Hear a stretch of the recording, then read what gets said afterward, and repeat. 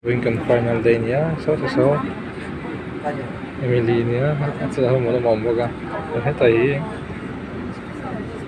Hết đi chẳng tu tu nữ tì lệ. So yun mamboga niya. Mga trophy tene. SBI local head office Guwahati ya. So an hết tay hiyan. How to know. Biyak nungi rin guys. Nutay mamboga. Heta kima. Ito.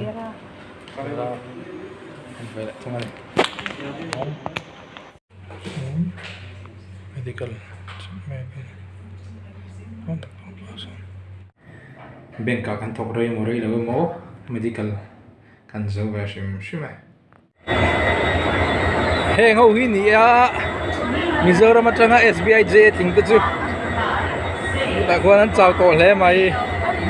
Zani na silchar kan pan do na ni. YouTube channel này Fer purlom hian. Tikuk to main chao to lut tok lum si. Asia kan jo nga. Adik vek mayang. Hey, heng mai che te hi nia nakin no ka SBI kan ho tu turte. Nute i diki roi le Emily kan mi se inang lo tak tak ten ni. An mel tilan du che khai Emily ni chuan Emily kan focus sang Emily lo hero le.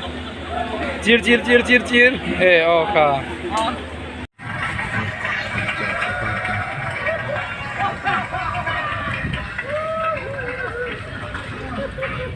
Kan chuyện mà mua tiền có handyman ở trong thì mua tiền là biết gì